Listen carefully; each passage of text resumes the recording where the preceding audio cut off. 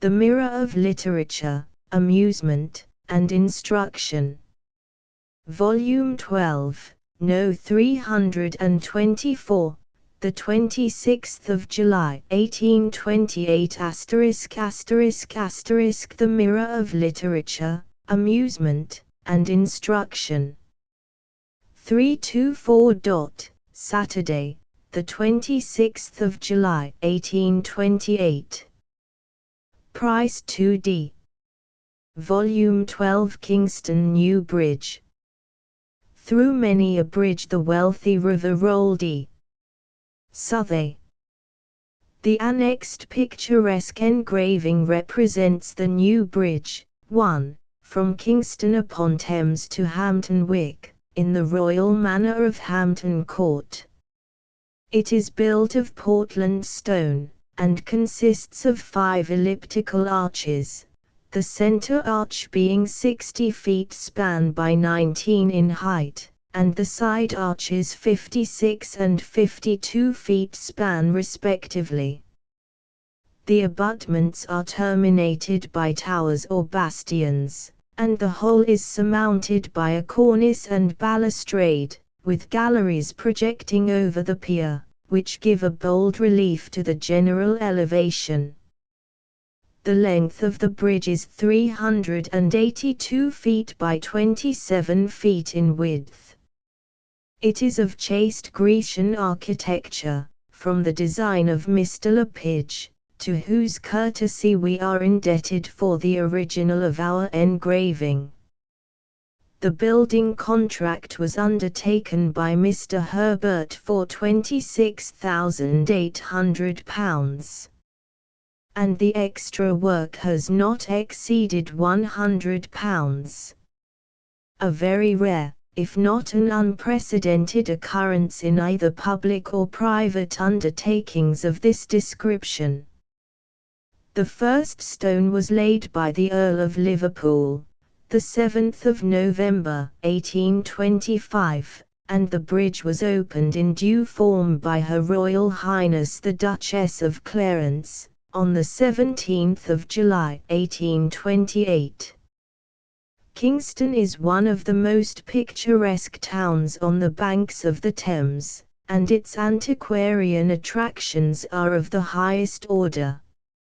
It was occupied by the Romans, and in after times it was either a royal residence or a royal domain, so early as the union of the Saxon Heptarchy, for there is a record extant of a council held there in 838, at which Egbert, the first king of all England, and his son Athelwulf were present, and in this record it is styled Kine Ingenstum Famosa Ilia Locus.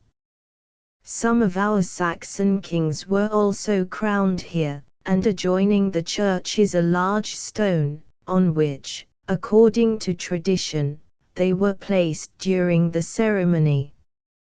Many interesting relics have from time to time been discovered in illustration of these historical facts, until the year 1730. The figures of some of the above kings and that of King John, who chartered the town, were preserved in a chapel adjoining the above spot. In that year, however, the chapel fell, and with it were demolished the royal effigies. 2. Mr. Lysons, with his usual accuracy, enumerates 9 kings who were crowned here. Kingston formerly sent members to Parliament, till, by petition, the inhabitants prayed to be relieved from the burden. At Hampton Wick, the village on the opposite bank, resided the witty but profligate Sir Richard Steele, in a house which he whimsically denominated the Hovel, and from the Hovel at Hampton Wick, April the 7th, 1711 he dedicated the 4th volume of the Tatler to Charles, Lord Halifax. This was probably about the time he became surveyor of the royal stables at Hampton Court, governor of the King's Comedians, a justice of the peace for Middlesex, and a knight. Archbishops of Canterbury. The first Archbishop of Canterbury was Austin, appointed by King Ethelbert, on his conversion to Christianity, about the year 598. Before the coming of the Saxons into England, the Christian Britons had 3 archbishops, viz. of London, York, and Caerleon, an ancient city of South Wales.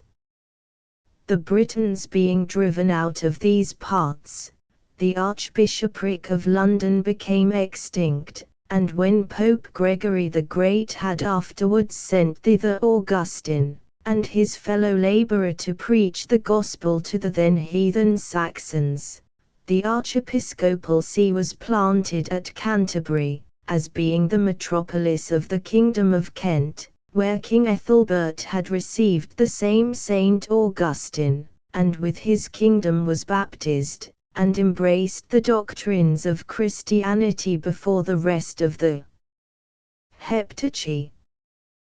The other Archbishopric of Caerleon was translated to St. David's in Pembrokeshire, and afterwards wholly to the See of Canterbury, since which, all England and Wales reckon but 2 archbishops, Canterbury and York. The following archbishops have died at Lambeth Palace: Whittlesey, in 1375, Kemp, 1453, Dean, 1504, all buried in Canterbury Cathedral. Cardinal Pole, 1558, after lying in state here 40 days, was buried at Canterbury. Parker, 1575, buried in Lambeth Chapel. Whitgift, 1604, buried at Croydon. Bancroft, 1610, buried at Lambeth.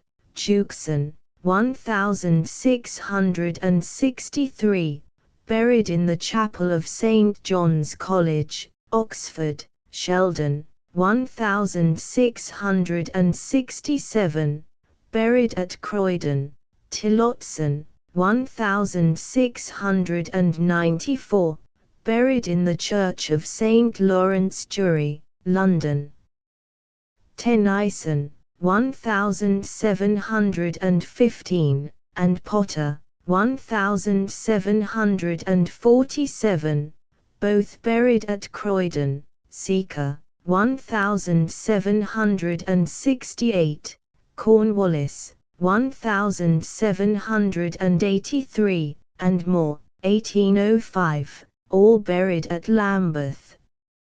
In 1381, the Archbishop, Simon of Sudbury, fell a victim to Wat Tyler and his crew, when they attacked Lambeth Palace. PTW Days of Fly Fishing.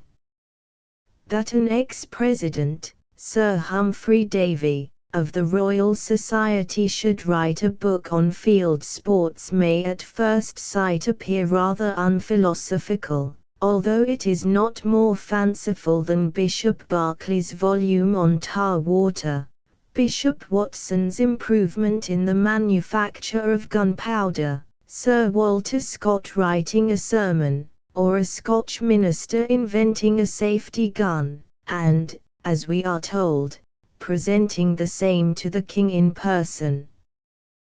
Be this as it may, since our first acquaintance with the Prince of Piscaters, the Patriarch of Anglers, Isaac Walton, it has seldom been our lot to meet with so pleasant a volume as Samonia, or Days of Fly Fishing, to whose contents we are about to introduce our readers.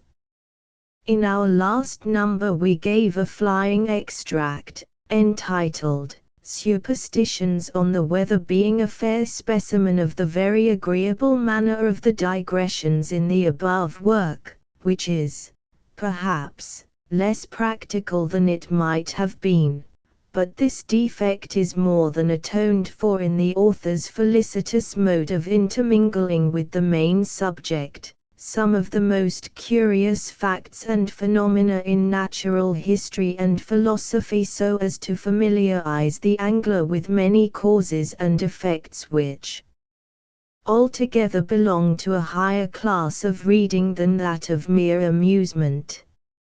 All this, too, is done in a simple, graceful, and flowing style, always amusive, and sometimes humorously illustrative, advantages which our philosophical writers do not generally exhibit, but which are more or less evident in every page of Sir Humphrey Davy's writings.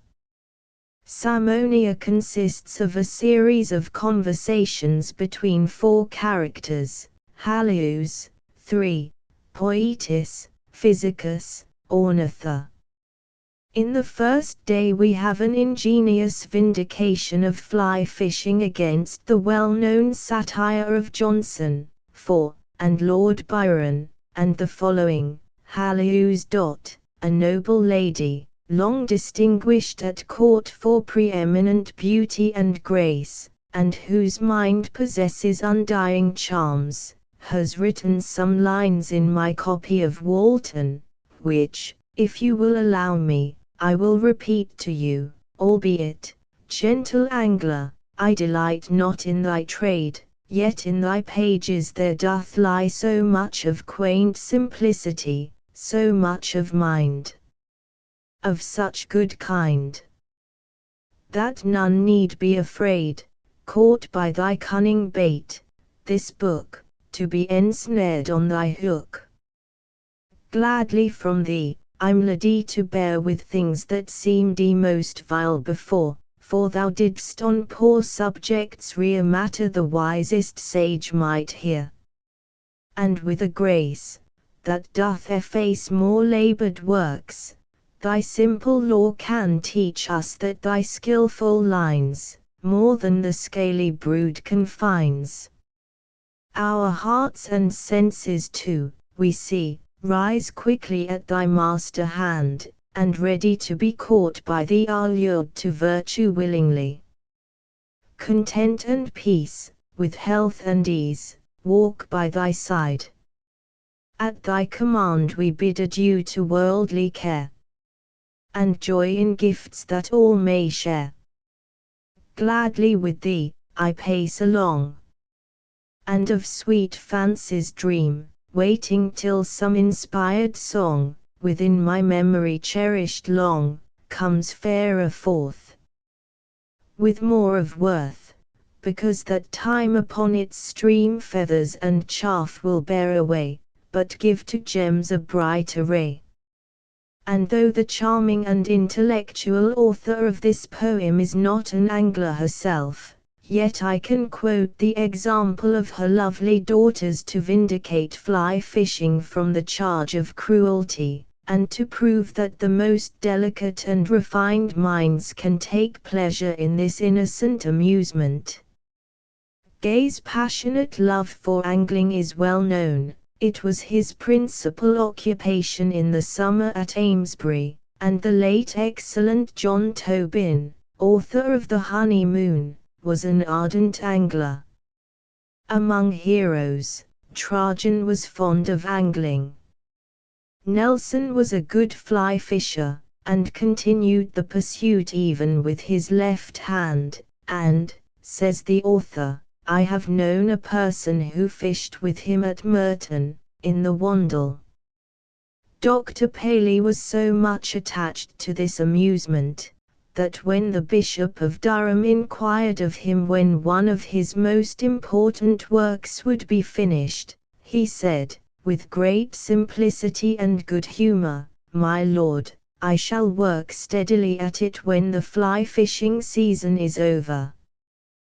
Then we have a poetical description of river scenery, till 2 of the party arrive at the following conclusions. I have already admitted the danger of analyzing, too closely, the moral character of any of our field sports, Yet I think it cannot be doubted that the nervous system of fish, and cold-blooded animals in general, is less sensitive than that of warm-blooded animals.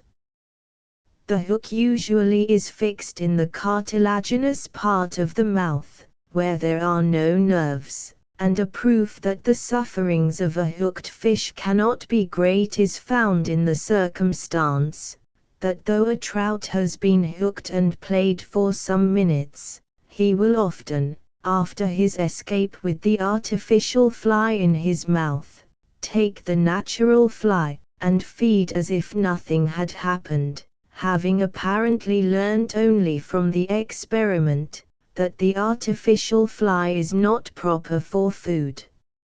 And I have caught pikes with 4 or 5 hooks in their mouths, and tackle which they had broken only a few minutes before, and the hooks seemed to have had no other effect than that of serving as a sort of sauce piquante, urging them to seize another morsel of the same kind. The advocates for a favorite pursuit never want sophisms to defend it. I have even heard it asserted that a hare enjoys being hunted. Yet I will allow that fly fishing, after your vindication, appears amongst the least cruel of field sports. We must, however, confine ourselves to a few colloquial extracts from the practical portion of the volume, as flies on the Wandle, and see on. Surely the mayfly season is not the only season for day fishing in this river. The Wandle. Hal. Certainly not. There are as many fish to be taken, perhaps, in the spring fishing, but in this deep river they are seldom in good season till the mayfly has been on, and a fortnight hence they will be still better than even now. In September there may be good fish taken here, but the autumnal flies are less plentiful in this river than the spring flies. Phys. Pray tell me what are the species of fly which take in these 2 seasons. Hal. You know that trout spawn or deposit their ova, and see in the end of the autumn or beginning of winter, from the middle of November till the beginning of January, their maturity depending upon the temperature of the season, their quantity of food, and c. They are at least 6 weeks or 2 months after they have spawned before they recover their flesh, and the time when these fish are at the worst, is likewise the worst time for fly fishing, both on account of the cold weather, and because there are fewer flies on the water than at any other season. Even in December and January there are a few small gnats or water flies on the water in the middle of the day, in bright days, or when there is sunshine. These are generally black, and they escape the influence of the frost by the effects of light on their black bodies, and probably by the extreme rapidity of the motions of their fluids, and generally of their organs. They are found only at the surface of the water, where the temperature must be above the freezing point. In February a few double-winged water flies, which swim down the stream, are usually found in the middle of the day, such as the willow fly, and the cow-dung fly is sometimes carried on the water by winds. In March there are several flies found on most rivers. The granum, or green-tail fly, with a wing like a moth, comes on generally morning and evening, from 5 till 8 o'clock a.m. in mild weather, in the end of March and through April. Then there are the blue and the brown, both ephemerae, which come on, the first in dark days, the second in bright days. These flies, when well imitated, are very destructive to fish. The first is a small fly, with a palish yellow body, and slender, beautiful wings, which rest on the back as it floats down the water. The second, called the cobbin whales, is 3 or 4 times as large, and has brown wings, which likewise protrude from the back, and its wings are shaded like those of a partridge, brown and yellow-brown. These 3 kinds of flies lay their eggs in the water, which produce larvae that remain in the state of worms, feeding and breathing in the water till they are prepared for their metamorphosis, and quit the bottoms of the rivers, and the mud and stones, for the surface, and light and air. The brown fly usually disappears before the end of April, likewise the granum, but of the blue dun there is a succession of different tints, or species, or varieties, which appear in the middle of the day all the summer and autumn long. These are the principal flies on the Wandle, the best and clearest stream near London. In early spring these flies have dark olive bodies, in the end of April and the beginning of May they are found yellow, and in the summer they become cinnamon-colored, and again, as the winter approaches, gain a darker hue. I do not, however, mean to say that they are the same flies, but more probably successive generations of ephemerae of the same species. The excess of heat seems equally unfavorable, as the excess of cold, to the existence of the smaller species of water insects, which, during the intensity of sunshine, seldom appear in summer, but rise morning and evening only. The blue dun has, in June and July, a yellow body, and there is a water fly which, in the evening, is generally found before the moths appear, called the red spinner. Towards the end of August, the ephemerae appear again in the middle of the day, a very pale, small ephemera, which is of the same color as that which is seen in some rivers in the beginning of July. In September and October this kind of fly is found with an olive body, and it becomes darker in October and paler in November. There are 2 other flies which appear in the end of September and continue during October, if the weather be mild, a large yellow fly, with a fleshy body, and wings like a moth, and a small fly with 4 wings, with a dark or claret-colored body, that when it falls on the water has its wings like the great yellow fly, flat on its back. This, or a claret-bodied fly, very similar in character, may be likewise found in March or April, on some waters. In this river I have often caught many large trout in April and the beginning of May, with the blue dun, having the yellow body, and in the upper part of the stream below St. Albans, and between that and Watford, I have sometimes, even as early as April, caught fish in good condition, but the true season for the cone is the season of the mayfly. The same may be said of most of the large English rivers containing large trouts, and abounding in mayfly, such as the Test and the Kennet, the one running by Stockbridge, the other by Hungerford. But in the Wandle, at Carshalton and Beddington, the mayfly is not found, and the little blues are the constant, and, when well imitated, killing flies on this water, to which may be joined a dark alder fly, and a red evening fly. In the Avon, at Ringwood and Fordingbridge, the mayfly is likewise a killing fly, but as this is a grayling river, the other flies, particularly the granum and blue and brown, are good in spring, and the alder fly or pale blue later, and the blue dun in September and October, and even November. In the streams in the mountainous parts of Britain, the spring and autumnal flies are by far the most killing.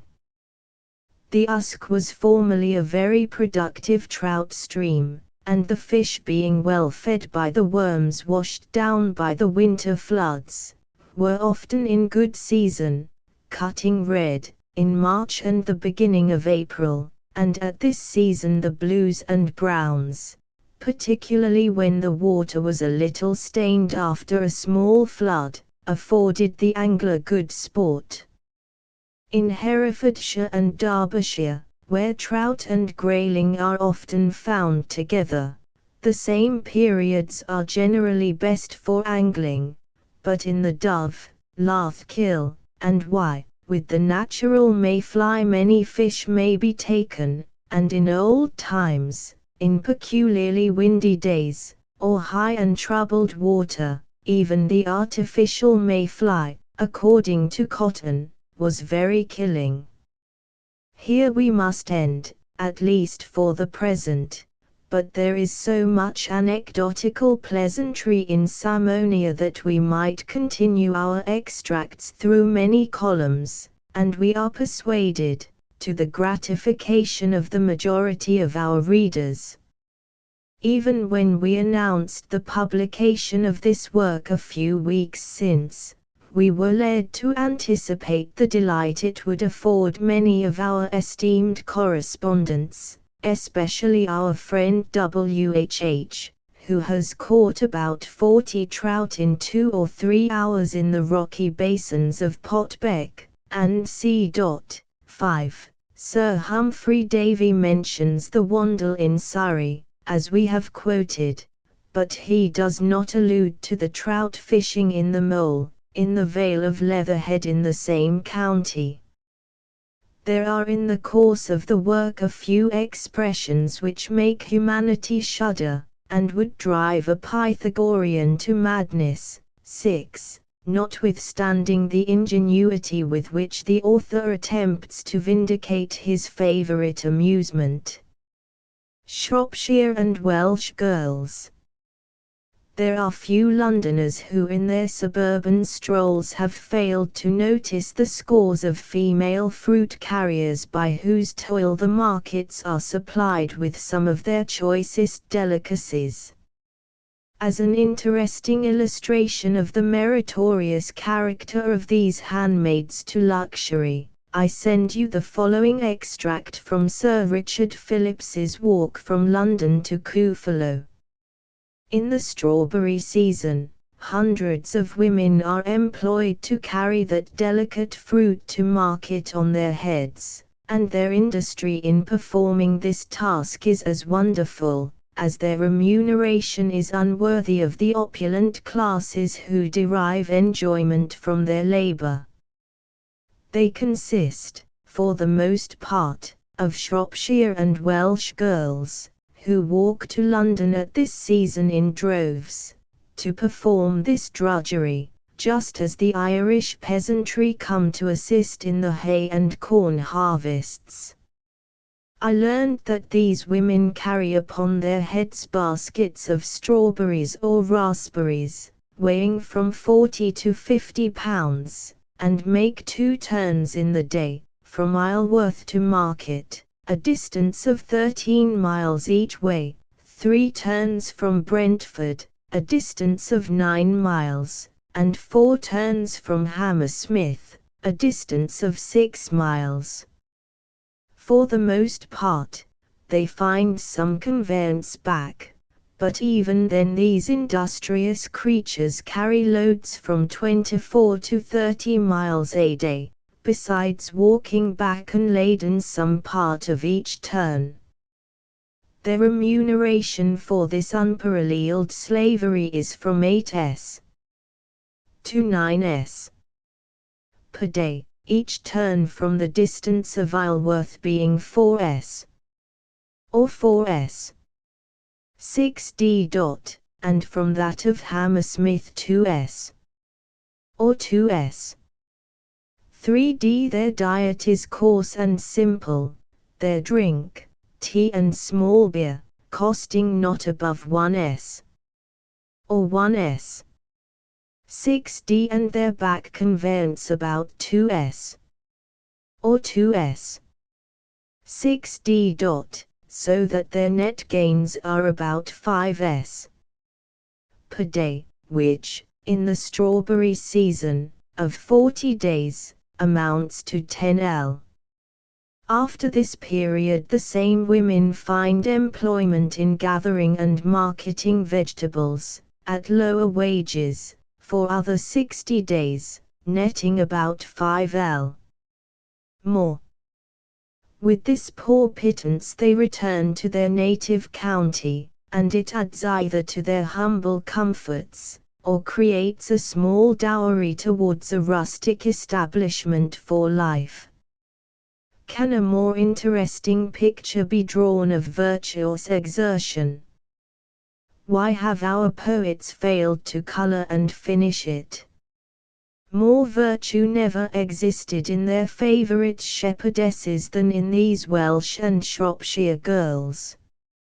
For beauty, symmetry, and complexion, they are not inferior to the nymphs of Arcadia, and they far outvie the pallid specimens of Circassia.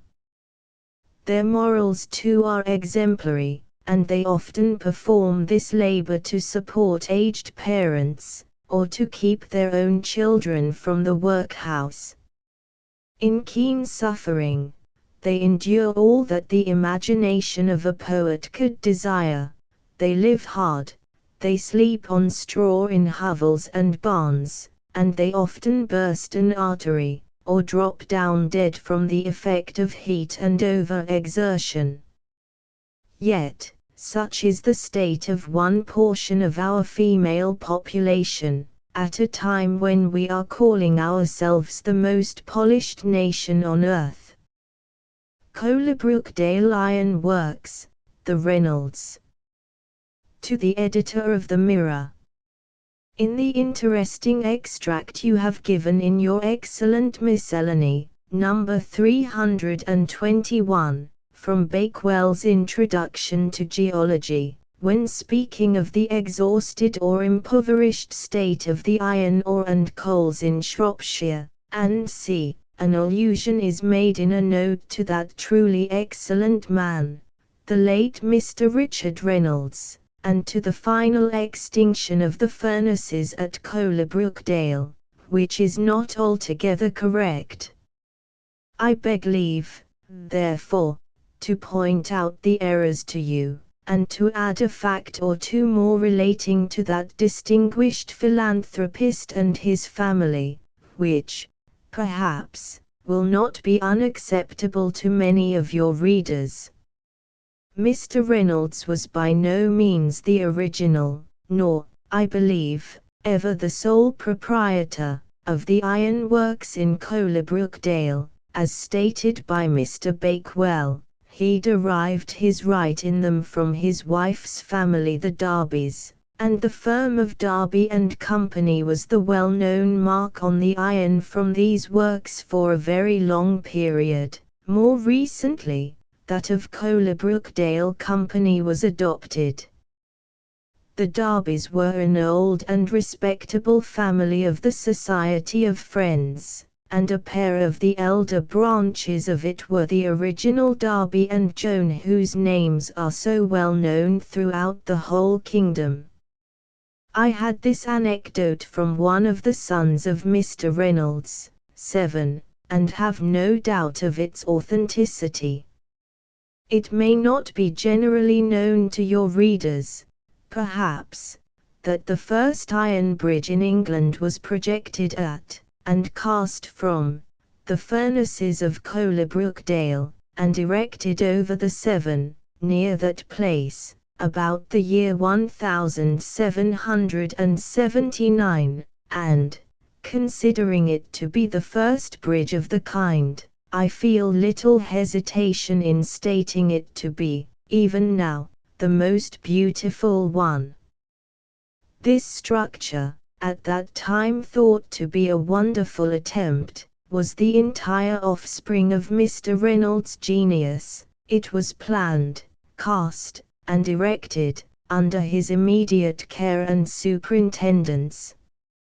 I cannot suppose the reason given by your author for the discontinuance of the works at Colebrookdale to be correct, as there is another large furnace in the immediate neighborhood, called Madeley Wood Furnace, also belonging to Mr. Reynolds's family, which was allowed to make, and, I believe, still makes, the best iron and steel in the United Kingdom.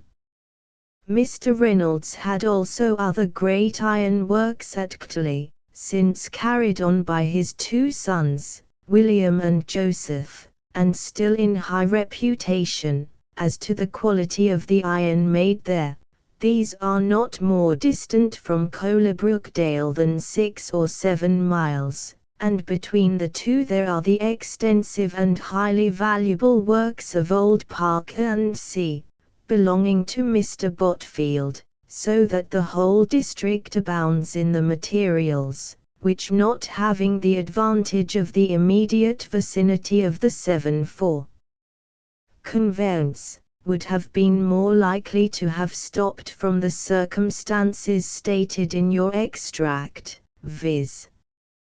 the failure in quality or quantity of ironstone, coals, or other necessary matter. The Colebrookdale fires must, therefore, I conceive, have ceased to blaze, and the blast of her furnaces to roar, from some other cause, and from some private reason of her late proprietors. Your constant reader, Shrewsbury. Salapiensis. Notes of a Reader. Tragedy. We do not see any necessary and natural connection between death and the end of the 3rd volume of a novel, or the conclusion of the 5th act of a play, though that connection in some modern novels, and in most English tragedies, seems to be assumed. Nor does it seem to follow, that, because death is the object of universal dread and aversion, and because terror is one of the objects of tragedy, death must, therefore, necessarily be represented, and not only so, but the more deaths the better. If it be true that familiarity has a tendency to create indifference, if not contempt, it must be considered prudent to have recourse to this strong exhibition as to drastic remedies in medicine, with caution and discrimination, and with a view to the continuance of its effect. We cannot help wishing that our own Shakespeare, who lays down such excellent rules for the guidance of actors, and cautions them so earnestly against overstepping the modesty of nature and the danger of tearing passion to rags, had remembered that the poet himself has certain limits imposed upon him, which he cannot transgress with impunity. We should not then have observed, in the perusal of some of his plays, the marginal notice of dies, with about as much emotion as a note of exclamation, nor, when at the actual representation, we behold the few remaining persons of the drama scarcely able to cross the stage without stumbling over the bodies of their fallen companions, should we have felt our thoughts unavoidably wandering from the higher business and moral effect of the scene, to the mere physical and repelling images of fleshly mortality. Edinburgh Reverend. The inquiries of the committee appointed to devise means for the suppression of mendicity, leave us no reason to doubt that in an average of cases a London beggar made by his trade 18d per day, or £27 per annum. 1/9 of the whole population of Paris are wholly maintained by funds which the different bureaus of charity distribute for their relief, and still a countless horde of mendicants infest her streets, her quays, and all her public places. Science and literature are the nourishment of youth, the delight of age, the ornaments of prosperous life, the refuge and consolation of adversity, the companions of our weary travels, of our rural solitudes, of our sleepless nights. The following quotation from Jamieson's Scottish Dictionary points out the frugal and temperate Scot, and, in illustration, may be contrasted with the proverbial invitation of the better feeding English, "Will you come and take your mutton with me?" Kale, used metonymically for the whole dinner, as constituting among our temperate ancestors the principal part, hence, in giving a friendly invitation to dinner, it is common to say, "Will you come and tak your kale wi' me?" This, as a learned friend observes, resembles the French invitation, "Voulez-vous venir manger la soupe chez moi?" The River Nile. Ledyard, in his Travels, speaks thus contemptuously of this celebrated wonder: "This is the mighty, the sovereign of rivers, the vast Nile that has been metamorphosed into one of the wonders of the world. Let me be careful how I read, and, above all, how I read ancient history. You have heard, and read too, much of its inundations. If the thousands of large and small canals from it, and the thousands of men and machines employed to transfer, by artificial means, the water of the Nile to the meadows on its banks, if this be the inundation that is meant, it is true; any other is false, it is not an inundating river."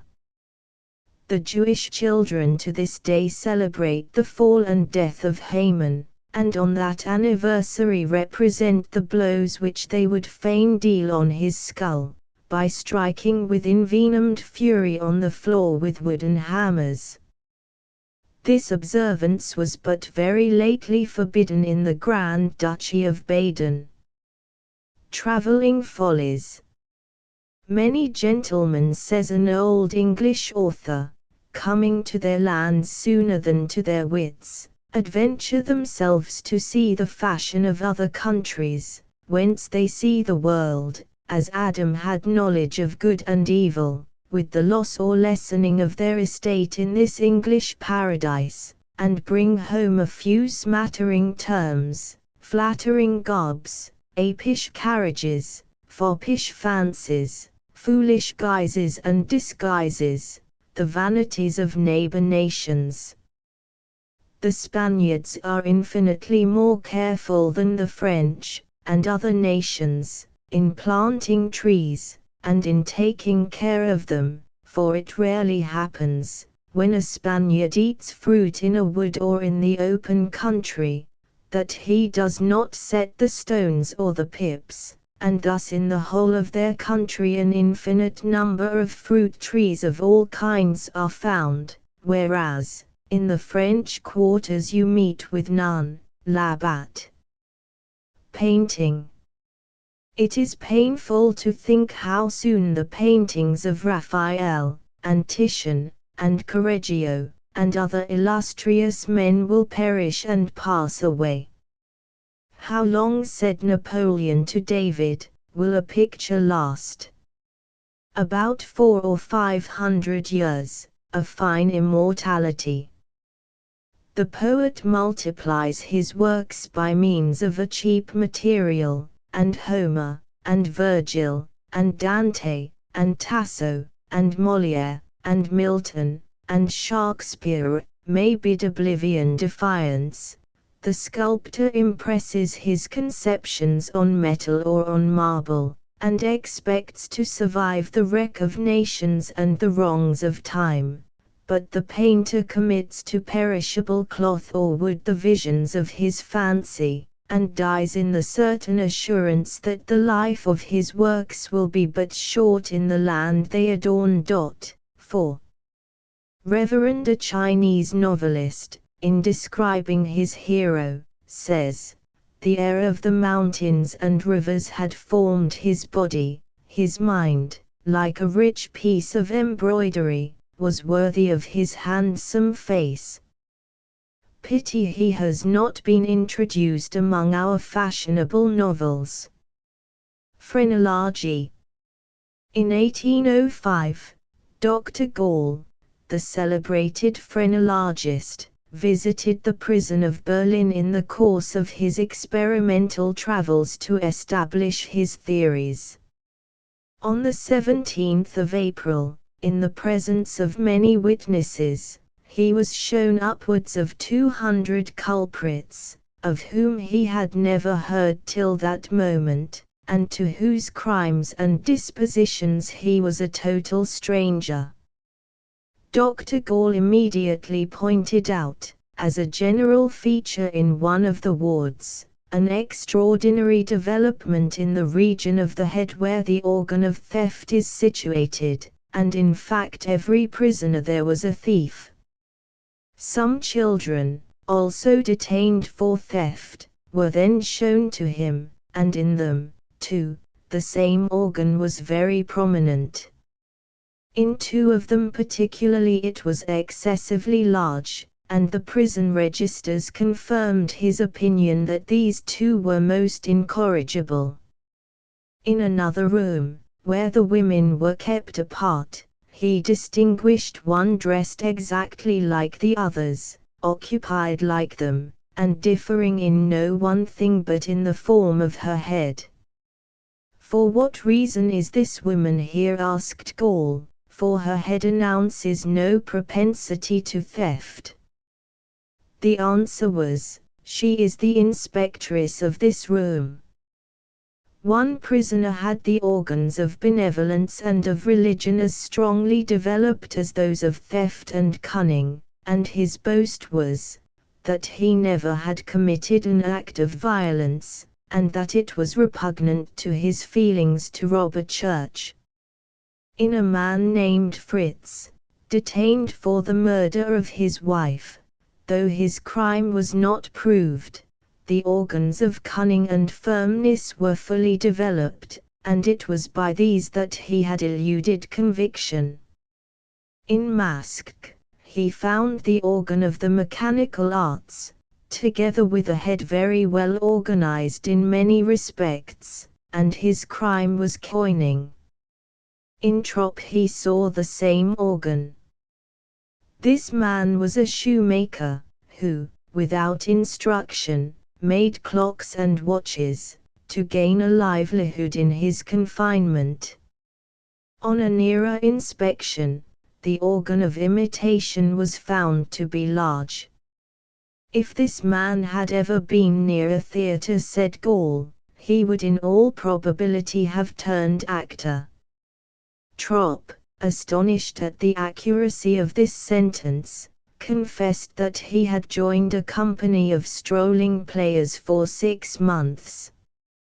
His crime, too, was having personated a police officer, to extort money.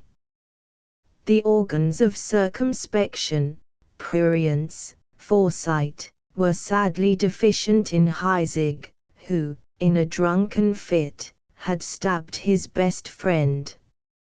In some prisoners he found the organ of language, in others of color, in others of mathematics, and his opinion in no single instance failed to be confirmed by the known talents and dispositions of the individual. 4.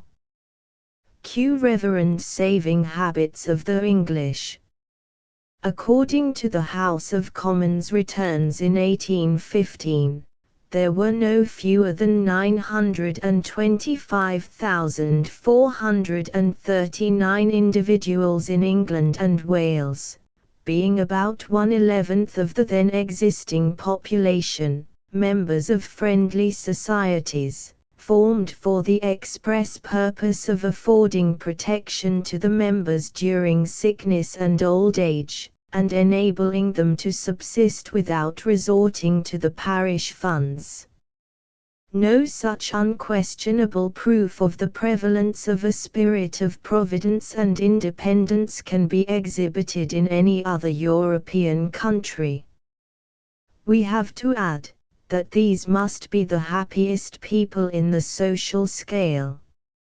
In the year 1300, Giovanni Cimabue and Giotto, both of Florence, were the first to assert the natural dignity and originality of art, and the story of those illustrious friends is instructive and romantic. The former was a gentleman by birth and scholarship, and brought to his art a knowledge of the poetry and sculpture of Greece and Rome.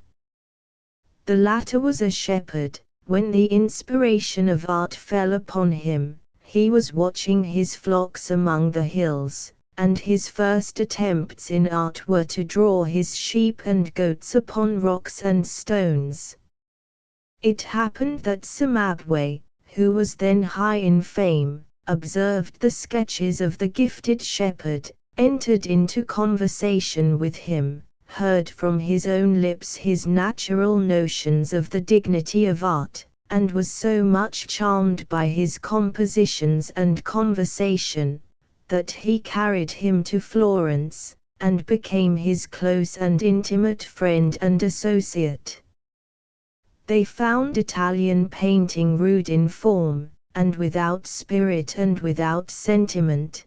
They let out their own hearts fully in their compositions, and to this day their works are highly esteemed for grave dignity of character, and for originality of conception. Of these great Florentines, Giotto, the shepherd, is confessedly the more eminent. In him we see the dawn, or rather the sunrise, of the fuller light of Raphael. 4. Reverend a real hero. In a research article in the Foreign Quarterly Review we meet with the following marvelous story of Stoccoda, a sort of giant-killing hero of the North, who, having reached his 90th year, became infirm, blind, and eager to die. To leave the world in a natural way was out of the question, and to be dispatched to the Hall of Odin by an ignoble hand was scarcely less to be dreaded. Leaning on 2 crutches, with a sword at each side, he waited for someone to give him the mortal stroke. To tempt the avarice of such a one, he suspended from his neck a valuable gold chain. He slew a peasant passing, who, rallying him on his infirm state, had ventured to beg one of his swords, as neither could any longer be of service to him. At last his good fortune brought him a worthy executioner in Uther, the son of a prince whom he had slain.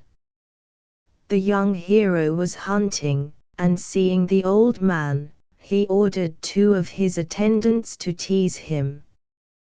Both lost their lives for their temerity.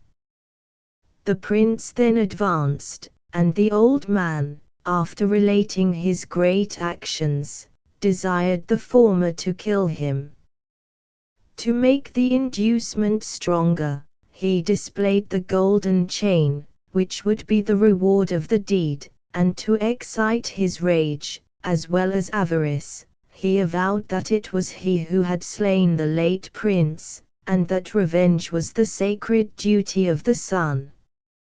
Influenced by both considerations, the latter consented to behead him. Stoccoda exhorted him to strike manfully. The head was accordingly severed from the body at a single blow, and as it touched the earth, the teeth fastened themselves furiously in the ground. Workhouses were first erected in England in the year 1723, when they had an instant and striking effect in reducing the number of poor. Indeed, the aversion of the poor to workhouses was so great, that Sir F. M. Eden mentions that some proposed, by way of weakening this aversion, to call workhouses by some softer and more inoffensive name. Previously to this date, it had been customary to relieve the able-bodied poor at their own houses. Marriages in China are effected through the assistance of go-betweens, who enjoy, however, a very different repute from those of Europe, inasmuch as, among the former, the employees of the most honorable character. There are 300 palaces at Rome, of which 65 only are worth seeing, and these are defined to be houses which have arched gateways into which carriages can drive. Some of these palaces contain pictures and statues worth 130 or 160,000 L, but with scarce a window whose panes are all whole, or a clean staircase. Horrors of the Inquisition in Spain. Endless was the catalogue of most pious men and eminent scholars who underwent purification, as it is termed, in this den of superstition and tyranny. The culprit was not permitted to speak with his attorney, except in the presence of the inquisitor and a notary, who took notes, and certified what passed, and so far from the names of the informer or of the witnesses being supplied, everything that could facilitate the explanation of them was expunged from the declarations, and the prisoners, one and all, in these dungeons might truly exclaim, with Fray Luis de Leon, "I feel the pain, but see not the hand which inflicts it." Even in the early days of the Inquisition, torture was carried to such an extent, that Sextus IV, in a brief published the 29th of January, 1482, could not refrain from deploring the well-known truth, in lamentations which were re-echoed from all parts of Christendom. The formula of the sentence of torture began thus: Christo nomini invocato, and it was therein expressed, that the torture should endure as long as it pleased the inquisitors, and a protest was added, that, if during the torture the culprit should die, or be maimed, or if effusion of blood or mutilation of limb should ensue, the fault should be chargeable to the culprit, and not to the inquisitors. The culprit was bound by an oath of secrecy, strengthened by fearful penalties, not to divulge anything that he had seen, known, or heard, in the dismal precincts of that unholy tribunal, a secrecy illegal and tyrannical, but which constituted the soul of that monstrous association, and by which its judges were sheltered against all responsibility. 4. Reverend colonization. In the colonization of the West Indies, when a city was to be founded, the first form prescribed was, with all solemnity, to erect a gallows, as the first thing needful, and in laying out the ground, a site was marked for the prison as well as for the church. An attempt to handle the English law of evidence, in its former state, says the Edinburgh Review, was like taking up a hedgehog, all points. Man is not quite so manageable in the hands of science as boiling water or a fixed star. Picture of Constantinople. From the French of Lebrun. Queen of the Morn. Sultana of the East. City of wonders, on whose sparkling breast, fair, slight, and tall, 1,000 palaces fling their gay shadows over golden seas. Where towers and domes bestud the gorgeous land, and countless masts, a mimic forest stand, where cypress shades the minaret's snowy hue, and gleams of gold dissolve in skies of blue. Daughter of Eastern art, the most divine, lovely, yet faithless bride of Constantine, fairest amber, whose tranquil mirror flings back with delight thy thousand colorings, and who no equal in the world dost know, save thy own image pictured thus below. Dazzled, amazed, our eyes half blinded, fail, while sweeps the phantasm past our gliding sail, like as in festive scene, some sudden light rises in clouds of stars upon the night. Struck by a splendor never seen before, drunk with the perfumes wafted from the shore, approaching near these peopled groves, we deem that from enchantment rose the gorgeous dream, day without voice, and motion without sound, silently beautiful. The haunted ground is paved with roofs beyond the bounds of sight, countless, and colored, wrapped in golden light. Mid groves of cypress, measureless and vast, in thousand forms of circles, crescents, cast, gold glitters, spangling all the wide extent, and flashes back to heaven the rays it sent. Gardens and domes, bazaars begging the woods, seraglios, harems, peopled solitudes, where the veiled idol kneels, and vistas, through bardy lattices, that give the enamored view, flowers, orange trees, and waters sparkling near, and black and lovely eyes, alas, that fear, at those heaven gates, dark sentinel should stand, to scare even fancy from her promised land. Foreign qua. Reverend the Sketchbook. The Mysterious Tailor. A Romance of High Holborn. Concluded from page 46. On recovering from my stupor, I found myself with a physician and 2 apothecaries beside me, in bed at the George Inn, Ramsgate. I had been, it seems, for 2 whole days delirious, during which pregnant interval I had lived over again all the horrors of the preceding hours. The wind sang in my ears, the phantom forms of the unburied flitted pale and ghastly before my eyes.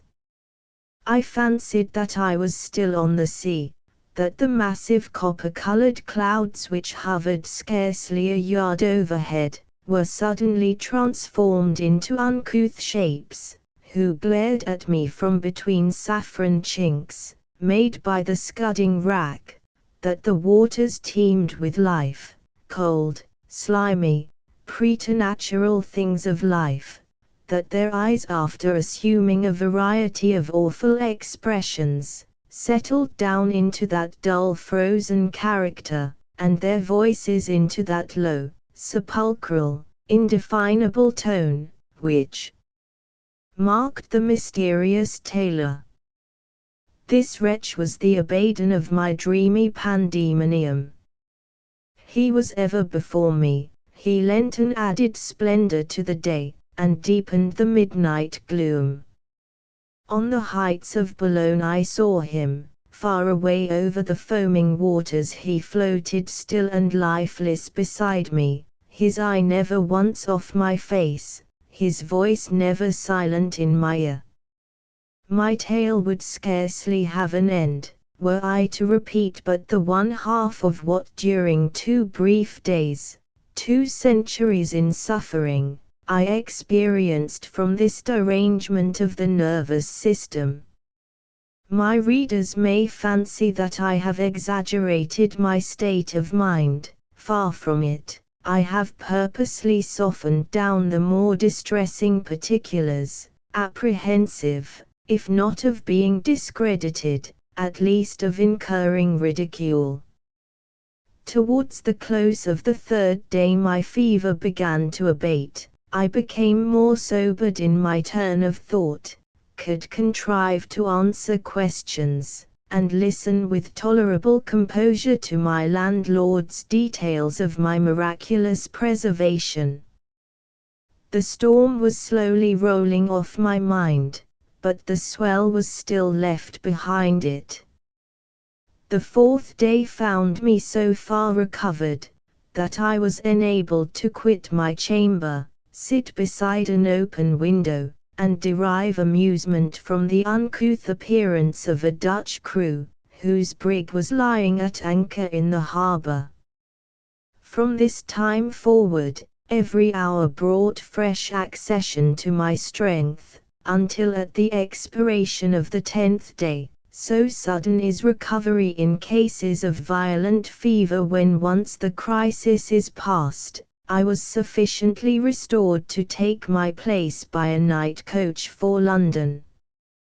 The first few stages I endured tolerably well, notwithstanding that I had somewhat rashly ventured upon an outside place, but as midnight drew on, the wind became so piercingly keen, accompanied every now and then by a squally shower of sleet, that I was glad to bargain for an inside berth. By good luck, there was just room enough left for one, which I instantly appropriated, in spite of sundry hints hemmed forth by a crusty old gentleman, that the coach was full already. I took my place in the coach, to the dissatisfaction of those already seated there. Not a word was spoken for miles, for the circumstance of its being dark increased the distrust of all, and, in the firm conviction that I was an adventurer, they had already, I make no doubt, buttoned up their pockets, and diligently adjusted their watch chains. In a short time, this reserve wore away. From this moment the conversation became general. Each individual had some invalid story to relate, and I too, so far forgot my usual taciturnity as to indulge my hearers with a detail of my late indisposition, of its origin in the mysterious tailor, of the wretch's inconceivable persecution, of the fiendish peculiarities of his appearance, of his astonishing ubiquity, and lastly, of my conviction that he was either more or less than man. Scarcely had the very uncourteous laughter that accompanied this narrative concluded, when a low, intermittent snore, proceeding from a person close at my elbow, challenged my most serious notice. The sound was peculiar, original, unearthly, and reminded me of the same music which had so harrowed my nerves at Boulogne. Yet it could not surely be he, the very thoughts of whom now sent a thrill through every vein. Oh, no. It must be someone else. There were other harmonious sternutators beside him. He could not be the only nasal nightingale in the three kingdoms. While I thus argued the matter, silently, yet suspiciously, a wandering gleam of day, streaming in at the coach windows, faintly lit up a nose the penultimate peculiarities of which gave a very ominous turn to my reflections.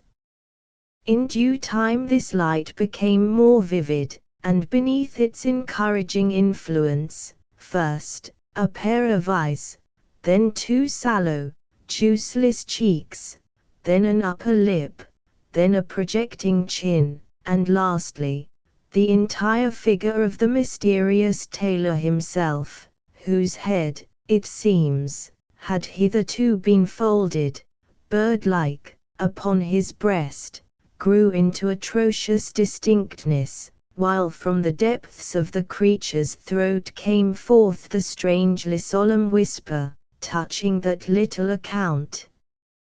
For this once, indignation got the better of affright. "Go where I will," I exclaimed, passionately interrupting him, "I find I cannot avoid you. You have a supernatural gift of omnipresence, but be you fiend or mortal, I will now grapple with you," and accordingly snatching at that obnoxious feature which, like the tail of the rattlesnake, had twice warned me of its master's fatal presence, I grasped it with such zealous goodwill, that had it been of mortal manufacture it must assuredly have come off in my hands. Aroused by the laughter of my fellow passengers, the coachman, who was just preparing to mount, after having changed horses at Dartford, abruptly opened the door, on which I as abruptly jumped out, and after paying my fare the whole way to town, and casting on the fiend a look of inextinguishable hatred, made an instant retreat into the inn. About the middle of the next day I reached London, and without a moment's pause hurried to the lodgings of my before-mentioned friend C. Luckily he was at home, but started at the strange forlorn figure that presented itself. And well indeed he might. My eyeballs were glazed and bloody, my cheeks white as a shroud, my mouth ajar, my lips blue and quivering. "For God's sake, I began, vouchsafing no further explanation, "lend me," I specified the sum, "or I am ruined. That infernal, inconceivable tailor has, C smilingly interrupted me by an instant compliance with my demand, on which, without a moment's delay, I bounded off, breathless and semi-frantic, towards my arch-fiend's pandemonium at High Holborn. I cannot say what I felt as I crossed over from Drury Lane towards his den, more particularly when, on entering, I beheld the demon himself behind his counter, calm, moveless, and sepulchral, as if nothing of moment had occurred, as if he were an everyday dun, or I an everyday debtor. The instant he espied me, a sardonic smile, together with that appalling dissyllable, touching, which I never to this day hear, see, or write without a shudder, escaped him, but before he could close his oration, I had approached, trembling with rage and reverence, towards him, and, thrusting forth the exact sum, was rushing from his presence, when he beckoned me back for a receipt. A receipt, and from him too. It was like taking a receipt for one's soul from Satan. The reader will doubtless conclude that, now at least, having satisfactorily settled his demands, I had done with my tormentor forever. This inference is in part correct. I followed up my vocation with an energy strangely contrasted with my recent indifference, was early and late in the schools, and for 3 months pursued this course with such ardor, that my adventures with the mysterious tailor, though not forgotten, were yet gradually losing their once powerful hold on my imagination. This was precisely the state of my feelings, when early one autumnal morning, just 7 months from the date of my last visit to High Holborn, I chanced to be turning down St. Giles's Church, on my way to hospital. I had nothing to render me more than usually pensive, no new vexations, no sudden pecuniary embarrassment, yet it so happened, that on this particular morning I felt a weight at my heart, and a cloud on my brain, for which I could in no way account. As I passed along Broad Street, I made 1 or 2 bold attempts to rally. I stared inquisitively at the different passers-by, endeavoring, by a snatch at the expression of their faces, to speculate on the turn of their minds, and the nature of their occupations. I then began to whistle and hum some lively air, at the same time twirling my glove with affected unconcern. But nothing would do. Every exertion I made to appear cheerful, not only found no answering sympathy from within, but even exaggerated by contrast my despondency. In this condition I reached St. Giles's Church.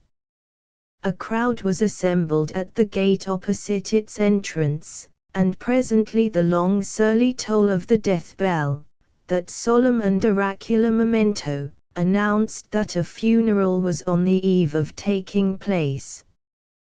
The funeral halted at the entrance gate, where the coffin was taken from the hearse, and thence borne into the chancel.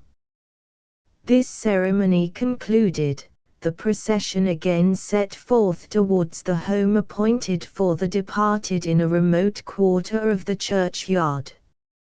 And now the interest began in reality to deepen. As the necessary preparations were making for lowering the coffin into earth, the mourners, even those who had hitherto looked unmoved, pressed gradually nearer, and with a momentary show of interest, to the grave. Such is the ennobling character of death. The preparations were by this time concluded, and nothing now remained but the last summons of the sexton. At this juncture, while the coffin was being lowered into its resting place, my eyes, accidentally, it may be said, but in reality by some fatal instinct, fell full upon the lid, on which I instantly recognized a name, long and fearfully known to me, the name of the mysterious tailor of High Holborn. Oh, how many thrilling recollections did this one name recall!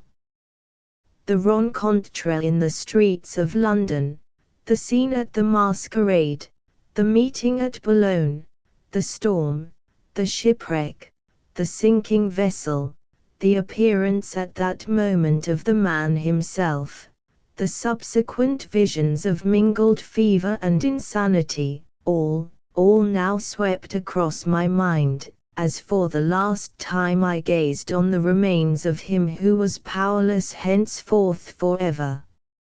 In a few minutes one little span of earth would keep down that strange form which seemed once endowed with ubiquity.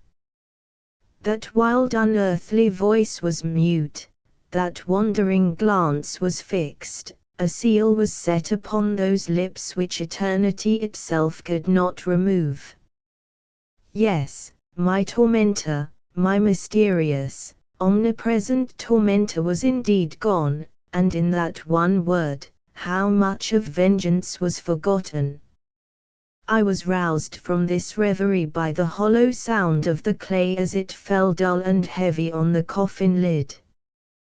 The poor sleeper beneath could not hear it, it is true, his slumber, henceforth, was sound, the full tide of human population pressing fast beside the spot where he lay buried, should never wake him more, no human sorrow should rack his breast, no dream disturb his repose, yet cold, changed, and senseless as he was. The first sound of the falling clods jarred strange and harsh upon my ear, as if it must perforce awake him.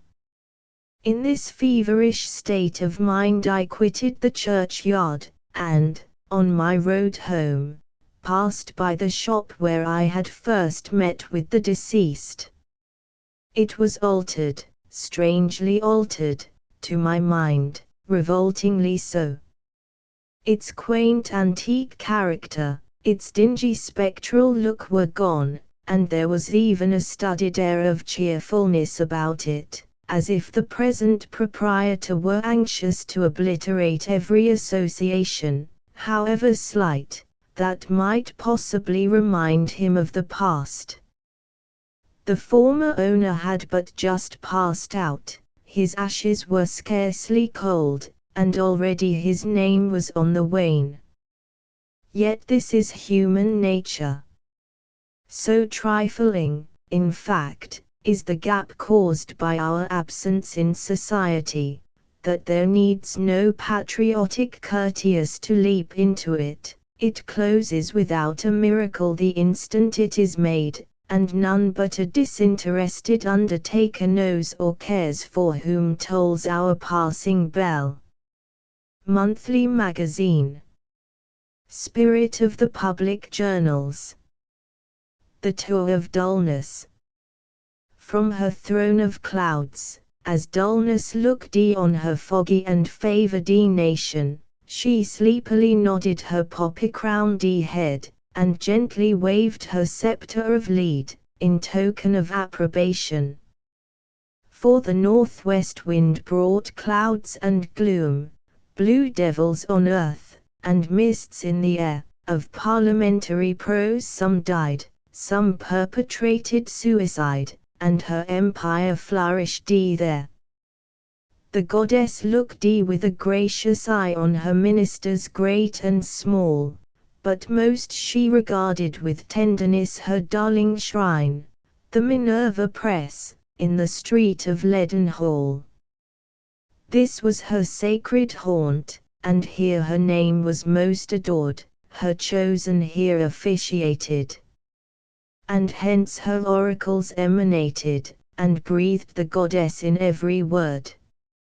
She passed from the east to the west, and paused in New Burlington Street a while, to inspire a few puffs for Colburn and Company, and indite some dozen novels or so in the fashionable style. Then turning her own magazine to inspect, she was rather at fault, as of late the color and series both were new, but the goddess, with discernment true, detected it by the weight. She crossed the Channel next, and peeped at Dublin, but the zeal of the Liberty boys soon put her to flight. And she dropped her mantle in her fright, which fell on Orator Shiel. Thence sped she to the land of cakes, the land she loves and its possessors. She loves its craniologists, political economists, and all Scotch mists and Scotch professors. And chiefly she on McCulloch smiled, as a mother smiles on her darling child, or a lady on her lover. Then, bethinking her of Parliament, she hastened south, but ere she went, she promised if nothing occurred to prevent, to return when the session was over. Blackwood's Magazine. Cannibalism.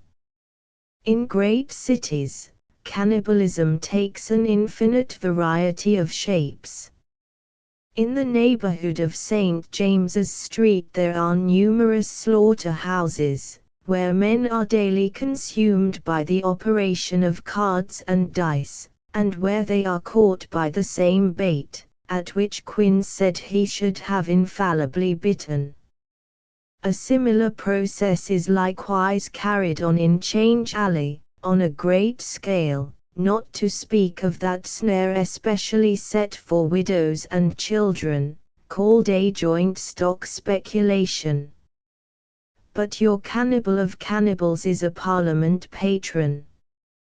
Here, a great borough proprietor swallows a regiment at a single gulp, and there, the younger son of a lord ruminates over a colony till the very crows cannot find a dinner in it, and there again, a duke or a minister, himself and his family, having first supped full of horrors, casts a diocese to the side table, to be mumbled at leisure by his son's tutor.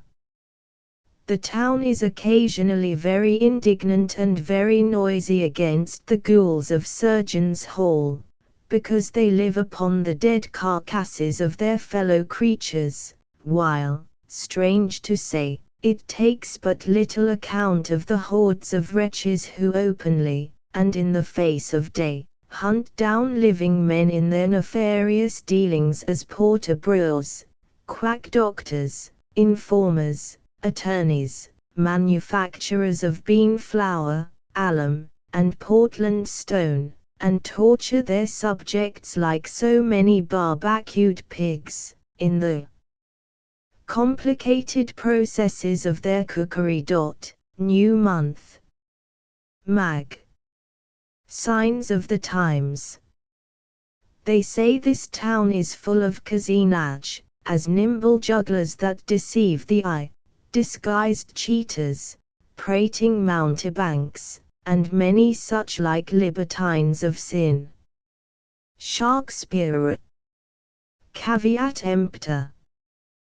This is the age of fraud, imposture, substitution, transmutation, adulteration, abomination, contamination, and many others of the same sinister ending, always excepting purification. Everything is debased and sophisticated, and nothing is but what is not.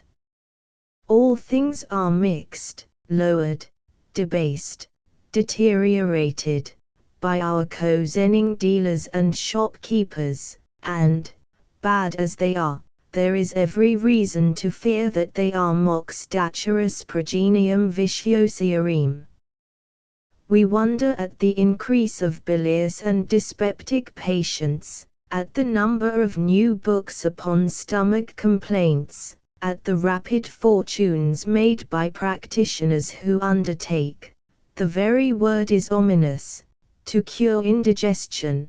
But how can it be otherwise, when Occam, before he took to quoting with his scissors, assured us there was poison in the pot, when a recent writer has shown that there are still more deleterious ingredients in the wine bottle, and when we ourselves have all had dismal intestine evidence that our bread is partly made of ground bones, alum, plaster of Paris, our tea, of aloe leaves, our beer, of injurious drugs, our milk, of snails and chalk, and that even the water supplied to us by our companies is anything rather than the real Simon pure it professes to be. Not less earnestly than benevolently do our quack doctors implore us to beware of spurious articles.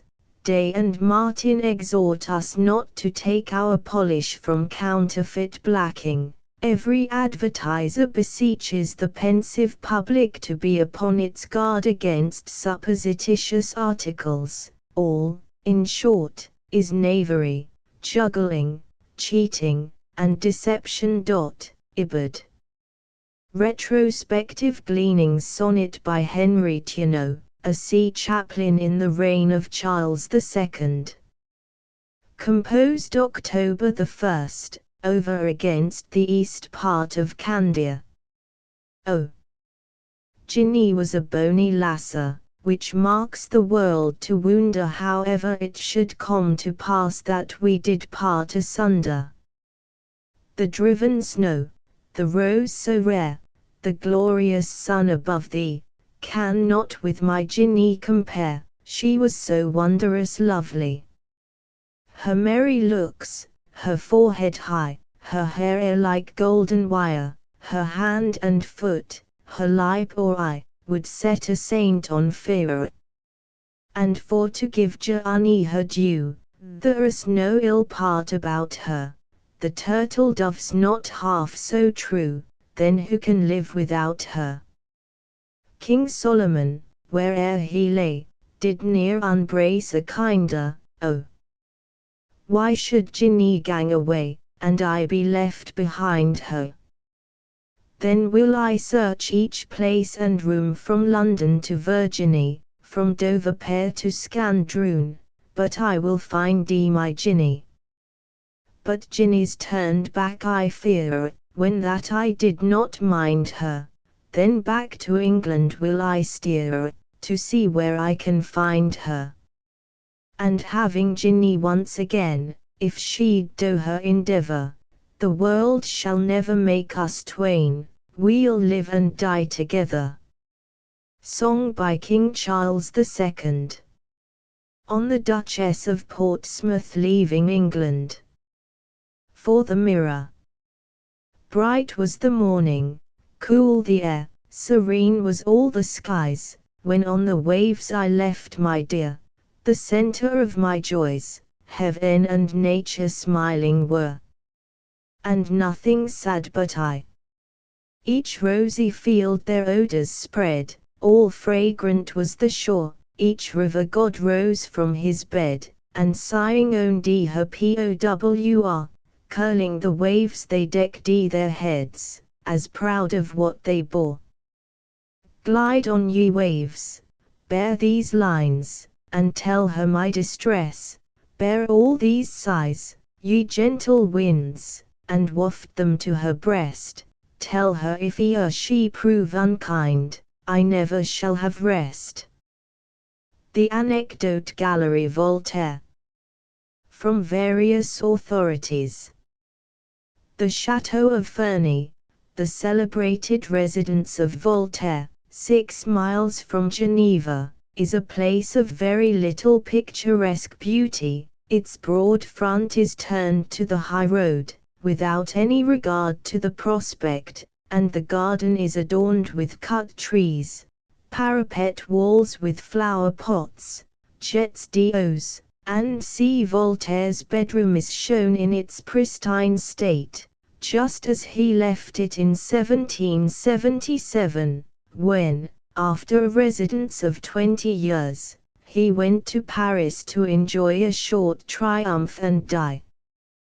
Time and travellers have much impaired the furniture of light blue silk, and the Austrians, quartered in the house during the late war, have not improved it, the bed curtains especially, which for the last 40 years have supplied each traveller with a precious little bit, hastily torn off, are of course in tatters.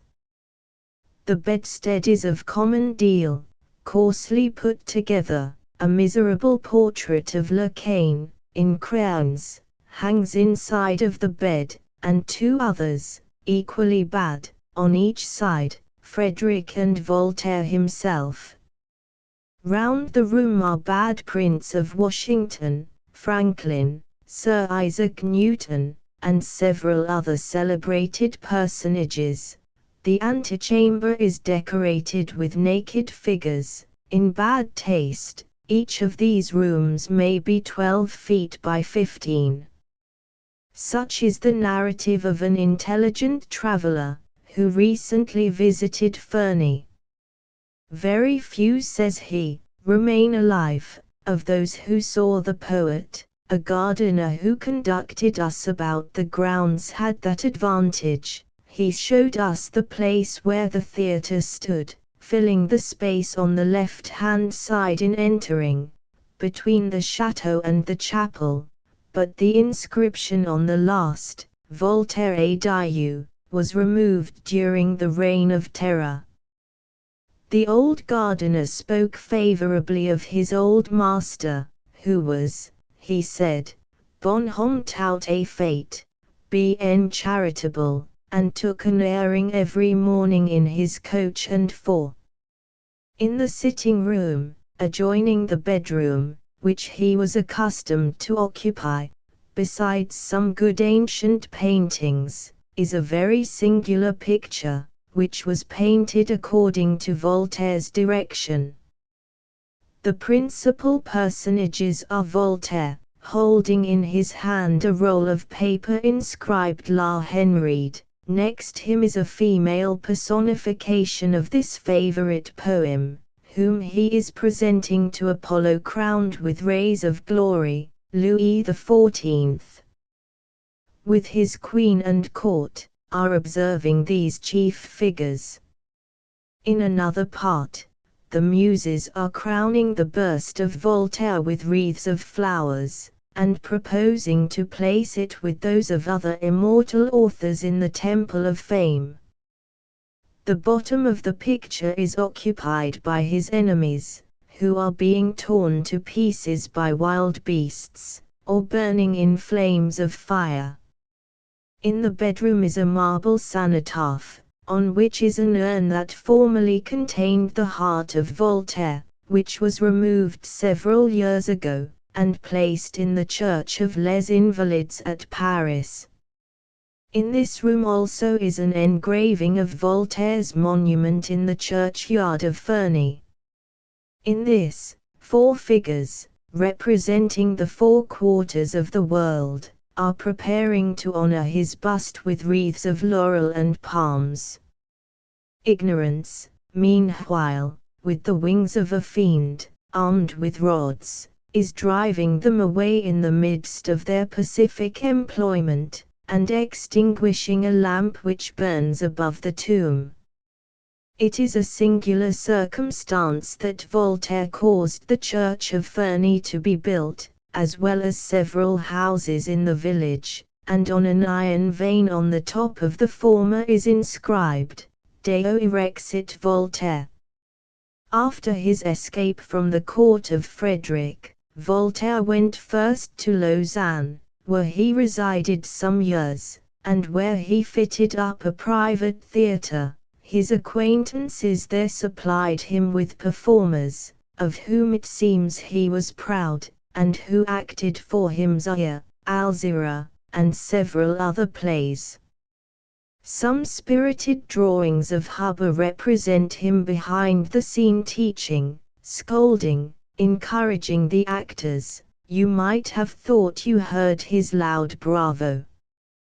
The part of Lusignan was frequently filled by the poet himself, who was so much taken with it as to be seen in the morning at the door of his house already dressed for the stage. Voltaire had a hollow wooden voice, and his declamation had more pomp in it than nature, yet in the part of Trisatin, in the Femmes Savantes, he performed very well. From Lausanne, where he quarrelled with several persons, he went, in 1755, to Saint-Jean, close to Geneva, and gave to the house he occupied the name of Les Délices, which it retains to this day. Ferney, which he bought soon after, became his permanent residence for 20 years. Strangers of distinction made a point of calling on the philosopher of Ferney, who for some years received their visits very willingly, giving them fetes and plays, but he became tired of this, and at last would only see those who could amuse him while he amused them. A Quaker from Philadelphia, called Claude Gay, traveling in Europe, stayed some time at Geneva. He was known as the author of some theological works, and liked for his good sense, moderation, and simplicity. Voltaire heard of him, his curiosity was excited, and he desired to see him. The Quaker felt great reluctance, but suffered himself at last to be carried to Ferney, Voltaire having promised beforehand to his friends that he would say nothing that could give him offense.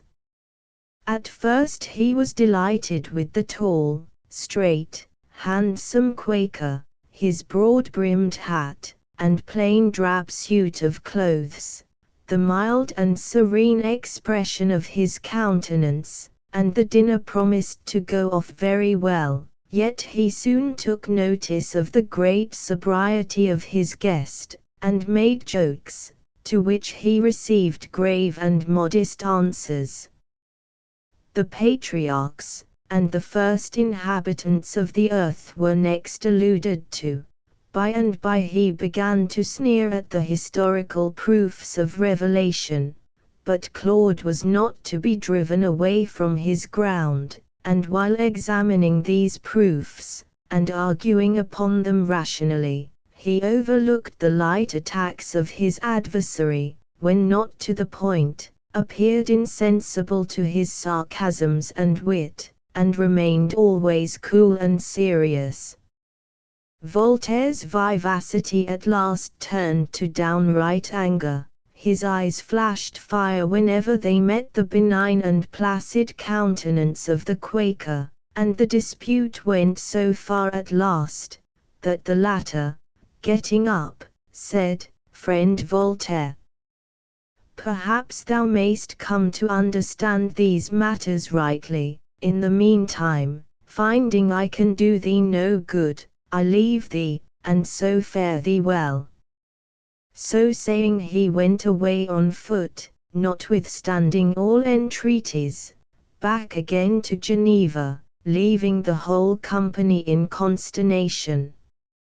Voltaire immediately retired to his own room.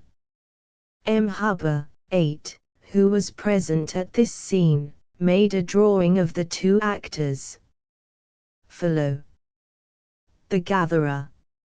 A snapper up of unconsidered trifles. Shakespeare. Sir W. Jones and Mr. Day. One day, upon removing some books at the chambers of Sir William Jones, a large spider dropped upon the floor, upon which Sir William, with some warmth, said, "Kill that spider, Day, kill that spider." "No," said Mr. Day, with that coolness for which he was so conspicuous, "I will not kill that spider, Jones. I do not know that I have a right to kill that spider. Suppose when you are going in your coach to Westminster Hall, a superior being, who, perhaps may have as much power over you as you have over this insect, should say to his companion, 'Kill that lawyer.' Kill that lawyer, how should you like that, Jones? And I am sure, to most people, a lawyer is a more noxious animal than a spider." Bishop in Cambridge. This title is not confined to the dignitaries of the Church, but port wine, made copiously potable by being mulled and burnt, with the addenda of roasted lemons all bristling like angry hedgehogs, studded with cloves, is dignified with the appellation of bishop. Beneath some old oak, come and rest thee, my hearty, our foreheads with roses, oh, let us entwine. And, inviting young Bacchus to be of the party, we'll drown all our troubles in oceans of wine. And perfumed with Macassar or otto of roses, we'll pass round the bishop, the spice-breathing cup, and take of that medicine such wit-breeding doses, we'll knock down the god, or he shall knock us up. Gazetted and in the Gazette. These terms imply very different things. The son of a nobleman is gazetted, as a cornet in a regiment, and all his friends rejoice. John Thomson is in the Gazette, and all his friends lament. Unfortunate case. A zealous priest in the north of Ireland missed a constant auditor from his congregation, in which schism had already made depredations. "What keeps our friend Farmer B away from us?" was the anxious question proposed by the vigilant minister to his assistant. "I have not seen him among us," continued he, "these 3 weeks. I hope it is not Protestantism that keeps him away." "No," was the reply, "it is worse than that." Worse than Protestantism. God forbid it should, deism. No, worse than that. Worse than deism. Good heavens, I trust it is not atheism. No, worse than atheism. Impossible, nothing can be worse than atheism. Yes, it is, Your Honor, it is rheumatism. Liquidating claims.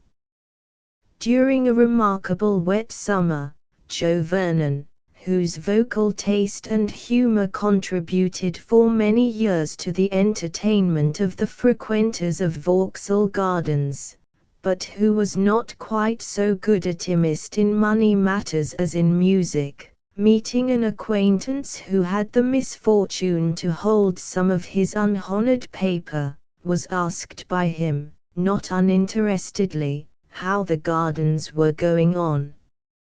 "Oh, swimmingly," answered the jocose Joe. "Glad to hear it," retorted the creditor. "Their swimming state, I hope, will cause the singers to liquidate their notes." Mr. Samuel Deacon, a most respectable Baptist minister, who resided at Barton in Leicestershire, was not peculiarly happy in his cast of countenance or general appearance. Conscious of the silly ridicule his unprepossessing tout ensemble occasionally excited, he made the following good-humored, quaint remark: "The carcass that you look at so, is not Sam Deacon, you must know, but 'tis the carriage, the machine, which Samuel Deacon rideth in." Advantages of loquacity. A very pretty woman, who was tediously loquacious, complained one day to Madame de Sévigné, that she was sadly tormented by her lovers. "Oh, Madame," said Madame de Sévigné to her, with a smile, "it is very easy to get rid of them, you have only to speak." Printed and published by J. Limbird, 143, Strand, near Somerset House, London, sold by Ernest Fleischin, 626, Newmarket, Leipzig, and by all newsman and booksellers. Footnotes: 1. The old bridge was of wood, and 168 yards in length. It was the most ancient on the River Thames, except that of London, and is mentioned in a record of the 8th year of Henry III. 2. At the time the chapel fell, the sexton, while digging a grave, was buried under the ruins, with another person, and his daughter. The latter, notwithstanding she lay covered 7 hours, survived this misfortune 17 years, and was her father's successor. The memory of this event is preserved by a print of this singular woman, engraved by M. Ardell. 3. The work is dedicated to Dr. Babington, in remembrance of some delightful days passed in his society, and in gratitude for an uninterrupted friendship of 1/4 of a century, and in the preface the author, after saying that the characters are imaginary, intimates that in the portrait of Halius, given in the last dialogue, a likeness, he thinks, will not fail to be recognized to that of a most estimable physician, ardently beloved by his friends, and esteemed and venerated by the public. 4. In our last volume, this was erroneously attributed to Swift. 5. See page 370, volume 11. Mirror. 6. As kill him, crimp him and c. 7. The late worthy and scientific W. M. Reynolds, of the Bank, near Ctley. 8. M. Huber was the father of the author of a work on the economy of bees, and the grandfather of the author of a work on the economy of ants. The first M. Huber had a very peculiar talent for drawing. With his scissors he could cut a piece of paper into a representation of anything, as accurately, and as fast, and with as much spirit, as he might have delineated with his pencil either figures or landscapes. Voltaire was his favorite subject, and he is known to have taught his dog to bite off a piece of crumb of bread, which he held in his hand, so as to give it as last the appearance of Voltaire. Asterisk asterisk asterisk end of the Project Gutenberg ebook The Mirror of Literature, Amusement, and Instruction. Volume 12, No. 324, the 26th of July, 1828 asterisk asterisk asterisk updated editions will replace the previous one, the old editions will be renamed. Creating the works from print editions not protected by U.S. copyright law means that no one owns a United States copyright in these works, so the Foundation, and you, can copy and distribute it in the United States without permission and without paying copyright royalties. Special rules, set forth in the general terms of use part of this license, apply to copying and distributing Project Gutenberg trademark symbol electronic works to protect the Project Gutenberg trademark symbol concept and trademark. Project Gutenberg is a registered trademark, and may not be used if you charge for an ebook, except by following the terms of the trademark license, including paying royalties for use of the Project Gutenberg trademark. If you do not charge anything for copies of this ebook, complying with the trademark license is very easy.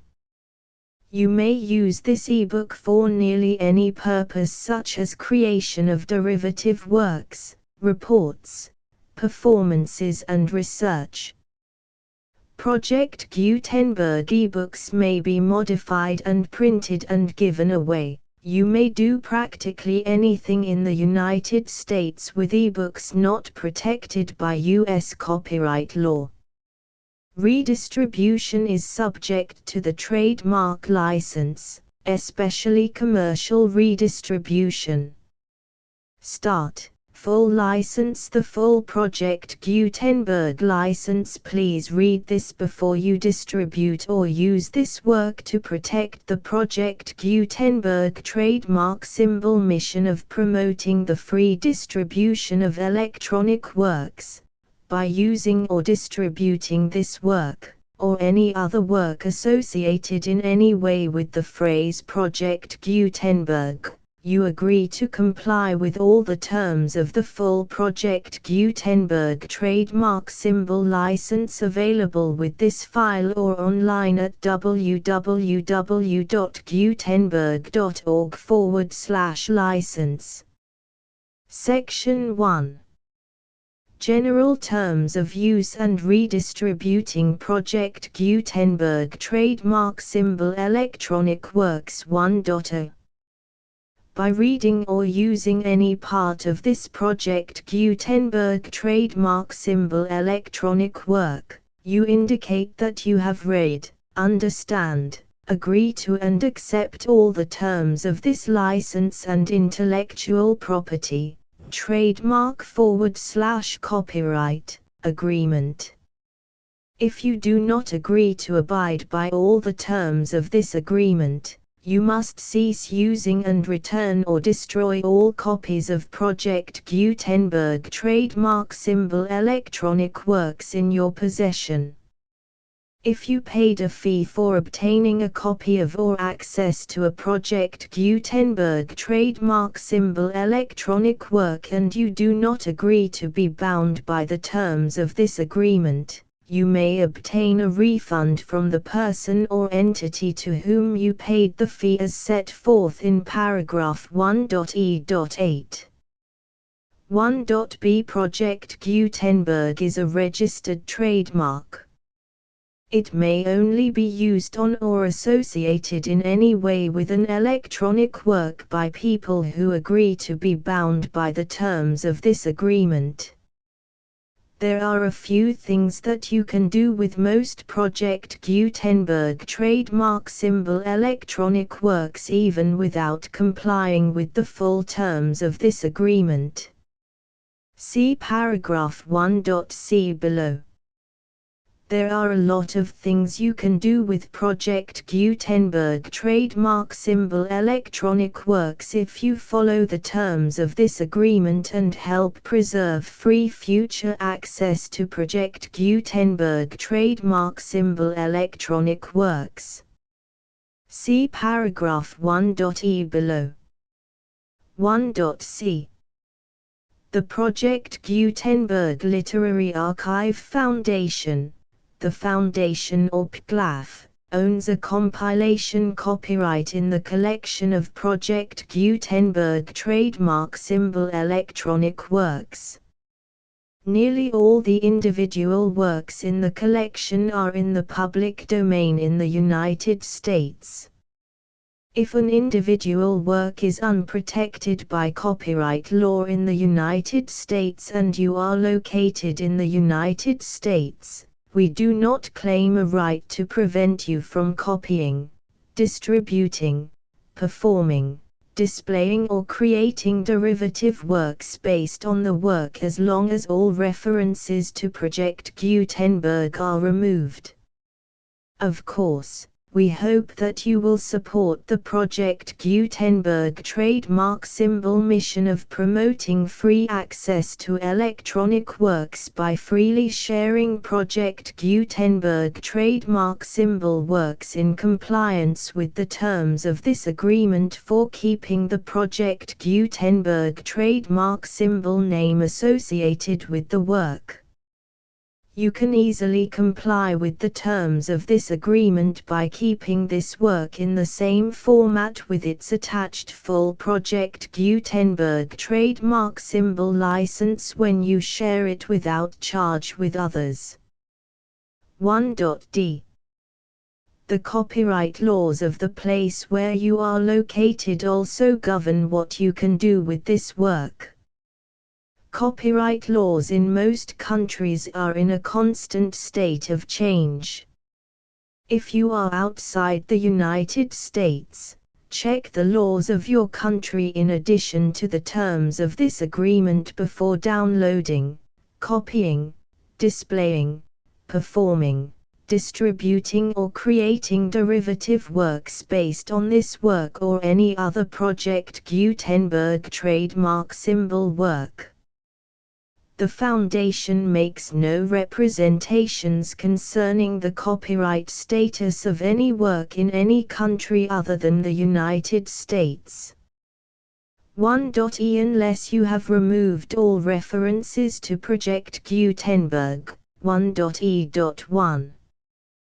The following sentence, with active links to, or other immediate access to, the full Project Gutenberg trademark symbol license must appear prominently whenever any copy of a Project Gutenberg trademark symbol work, any work on which the phrase Project Gutenberg appears, or with which the phrase Project Gutenberg is associated, is accessed, displayed, performed, viewed, copied or distributed. This ebook is for the use of anyone anywhere in the United States and most other parts of the world at no cost and with almost no restrictions whatsoever. You may copy it, give it away or reuse it under the terms of the Project Gutenberg license included with this ebook or online at www.gutenberg.org. If you are not located in the United States, you will have to check the laws of the country where you are located before using this ebook. 1.e.2. If an individual Project Gutenberg trademark symbol electronic work is derived from texts not protected by U.S. copyright law, does not contain a notice indicating that it is posted with permission of the copyright holder, the work can be copied and distributed to anyone in the United States without paying any fees or charges. If you are redistributing or providing access to a work with the phrase Project Gutenberg associated with or appearing on the work, You must comply either with the requirements of paragraphs 1.e.1 through 1.e.7 or obtain permission for the use of the work and the Project Gutenberg trademark symbol trademark as set forth in paragraphs 1.e.8 or 1.e.9. 1.e.3. If an individual Project Gutenberg trademark symbol electronic work is posted with the permission of the copyright holder, your use and distribution must comply with both paragraphs 1.e.1 through 1.e.7 and any additional terms imposed by the copyright holder. Additional terms will be linked to the Project Gutenberg trademark symbol license for all works posted with the permission of the copyright holder found at the beginning of this work. 1.e.4. Do not unlink or detach or remove the full Project Gutenberg trademark symbol license terms from this work, or any files containing a part of this work or any other work associated with Project Gutenberg trademark symbol. 1.e.5. Do not copy, display, perform, distribute or redistribute this electronic work, or any part of this electronic work, without prominently displaying the sentence set forth in paragraph 1.e.1 with active links or immediate access to the full terms of the Project Gutenberg trademark symbol license. 1.e.6. You may convert to and distribute this work in any binary, compressed, marked up, non-proprietary or proprietary form, including any word processing or hypertext form. However, if you provide access to or distribute copies of a Project Gutenberg trademark symbol work in a format other than plain vanilla ASCII or other format used in the official version posted on the official Project Gutenberg trademark symbol website, www.gutenberg.org, you must, at no additional cost, fee or expense to the user, provide a copy, a means of exporting a copy, or a means of obtaining a copy upon request, of the work in its original plain vanilla ASCII or other form. Any alternate format must include the full Project Gutenberg trademark symbol license as specified in paragraph 1.e.1. 1.e.7. Do not charge a fee for access to, viewing, displaying, performing, copying or distributing any Project Gutenberg trademark symbol works unless you comply with paragraph 1.e.8 or 1.e.9. 1.e.8.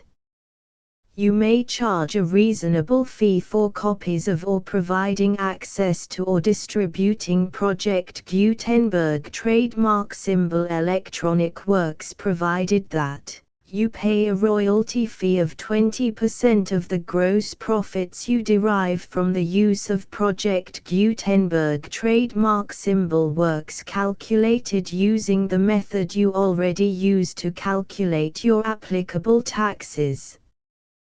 The fee is owed to the owner of the Project Gutenberg trademark symbol trademark, but he has agreed to donate royalties under this paragraph to the Project Gutenberg Literary Archive Foundation. Royalty payments must be paid within 60 days following each date on which you prepare, or are legally required to prepare, your periodic tax returns.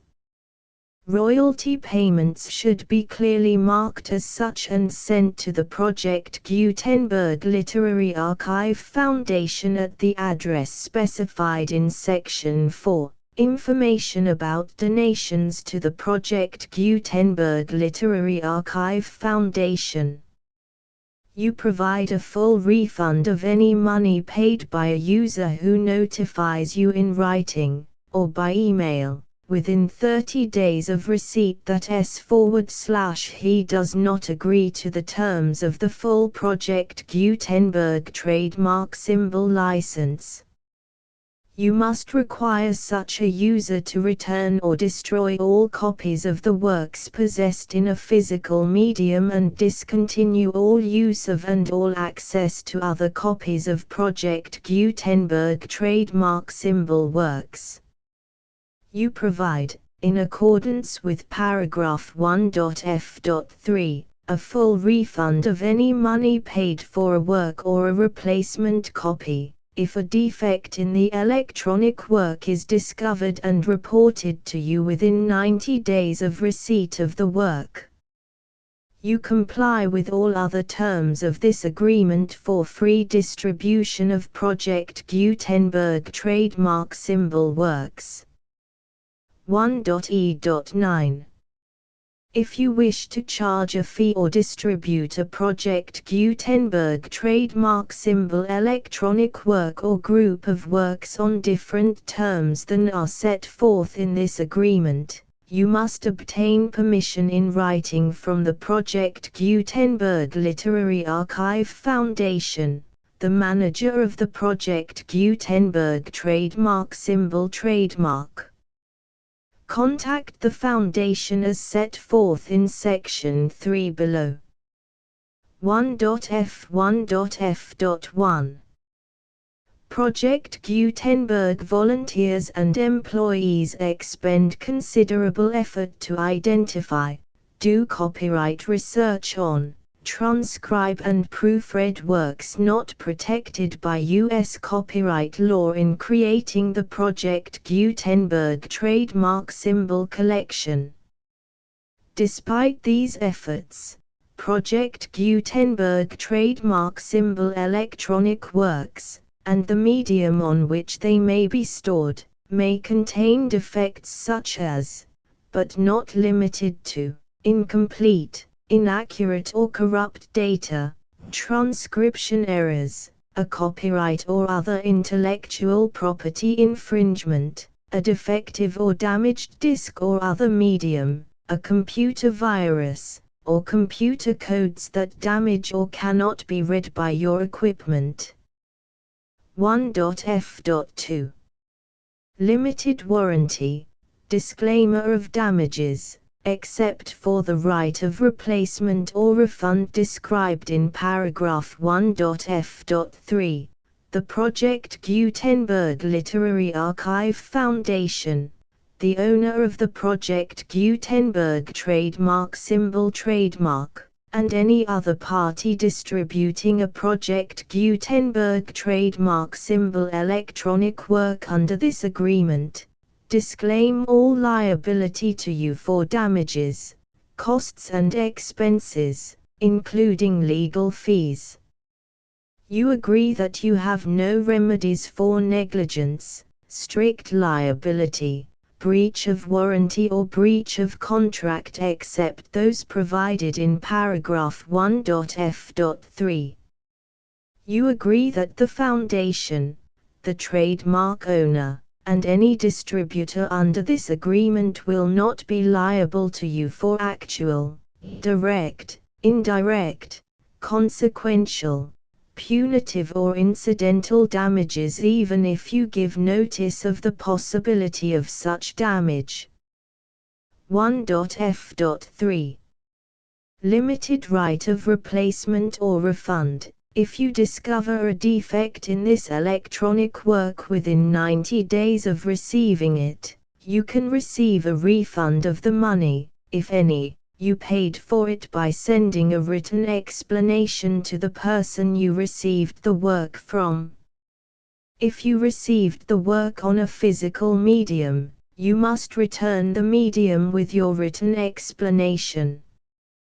The person or entity that provided you with the defective work may elect to provide a replacement copy in lieu of a refund. If you received the work electronically, the person or entity providing it to you may choose to give you a second opportunity to receive the work electronically in lieu of a refund. If the second copy is also defective, you may demand a refund in writing without further opportunities to fix the problem. 1.f.4 Except for the limited right of replacement or refund set forth in paragraph 1.f.3, this work is provided to you as is, with no other warranties of any kind, express or implied, including but not limited to warranties of merchantability or fitness for any purpose. 1.f.5 Some states do not allow disclaimers of certain implied warranties or the exclusion or limitation of certain types of damages. If any disclaimer or limitation set forth in this agreement violates the law of the state applicable to this agreement, the agreement shall be interpreted to make the maximum disclaimer or limitation permitted by the applicable state law. The invalidity or unenforceability of any provision of this agreement shall not void the remaining provisions. 1.f.6 Indemnity. You agree to indemnify and hold the foundation, the trademark owner, any agent or employee of the foundation, anyone providing copies of Project Gutenberg trademark symbol electronic works in accordance with this agreement, and any volunteers associated with the production, promotion and distribution of Project Gutenberg trademark symbol electronic works, harmless from all liability, costs and expenses, including legal fees, that arise directly or indirectly from any of the following which you do or cause to occur. A. Distribution of this or any Project Gutenberg trademark symbol work. B. Alteration, modification, or additions or deletions to any Project Gutenberg trademark symbol work, and C. Any defect you cause. Section 2. Information about the mission of Project Gutenberg trademark symbol. Project Gutenberg trademark symbol is synonymous with the free distribution of electronic works in formats readable by the widest variety of computers, including obsolete, old, middle-aged and new computers. It exists because of the efforts of hundreds of volunteers and donations from people in all walks of life.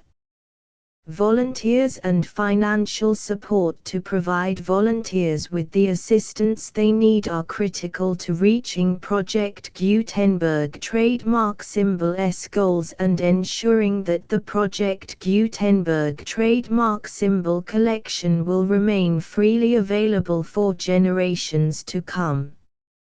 In 2001, the Project Gutenberg Literary Archive Foundation was created to provide a secure and permanent future for Project Gutenberg trademark symbol and future generations.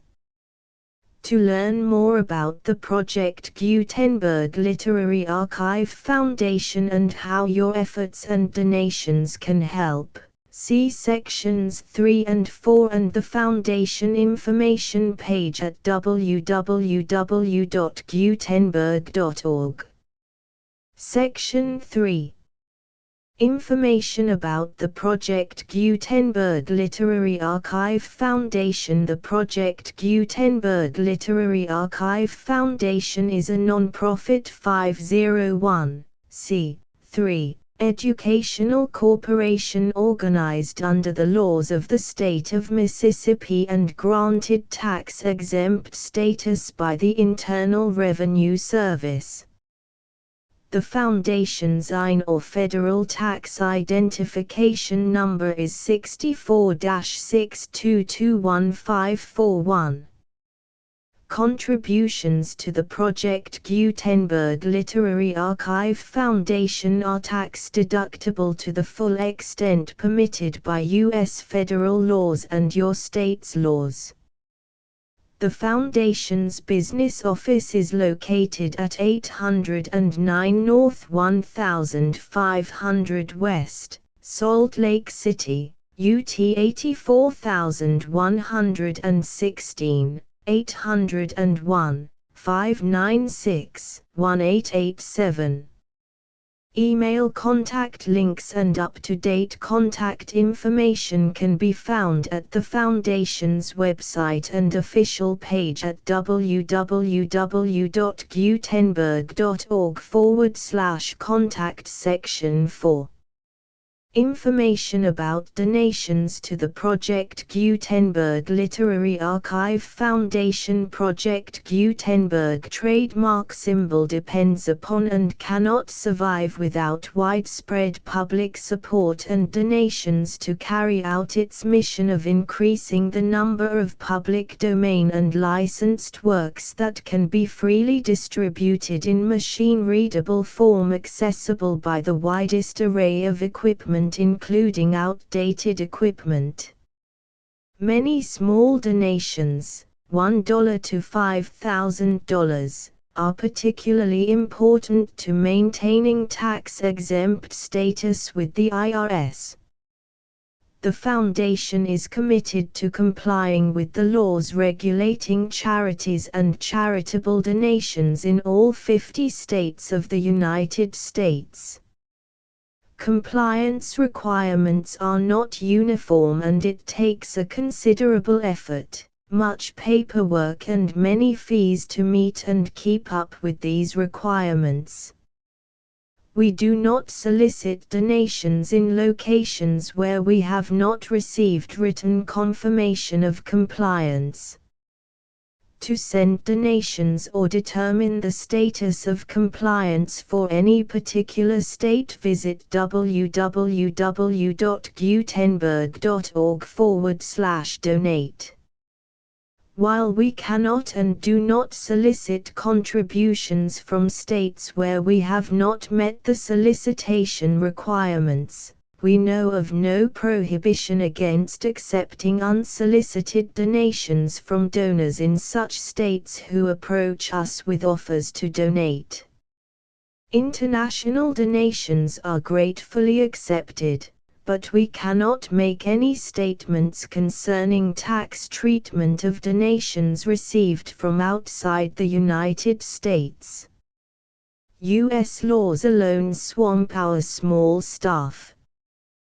Please check the Project Gutenberg web pages for current donation methods and addresses. Donations are accepted in a number of other ways, including checks, online payments and credit card donations. To donate, please visit www.gutenberg.org/donate. Section 5. General information about Project Gutenberg trademark symbol electronic works. Professor Michael S. Hart was the originator of the Project Gutenberg trademark symbol concept of a library of electronic works that could be freely shared with anyone. For 40 years, he produced and distributed Project Gutenberg trademark symbol ebooks with only a loose network of volunteer support. Project Gutenberg trademark symbol ebooks are often created from several printed editions, all of which are confirmed as not protected by copyright in the U.S. unless a copyright notice is included. Thus, we do not necessarily keep ebooks in compliance with any particular paper edition. Most people start at our website, which has the main PG search facility, www.gutenberg.org. This website includes information about Project Gutenberg trademark symbol, including how to make donations to the Project Gutenberg Literary Archive Foundation, how to help produce our new ebooks, and how to subscribe to our email newsletter to hear about new ebooks. The Mirror of Literature, Amusement, and Instruction. 324. Saturday, the 26th of July, 1828. Price 2d. Volume 12, Kingston New Bridge. Archbishops of Canterbury. Days of Fly Fishing. Shropshire and Welsh Girls. Colebrook Dale Iron Works, The Reynolds. Notes of a Reader. The Sketchbook. Spirit of the Public Journals. Retrospective Gleanings, The Anecdote Gallery, The Gatherer. The full Project Gutenberg license.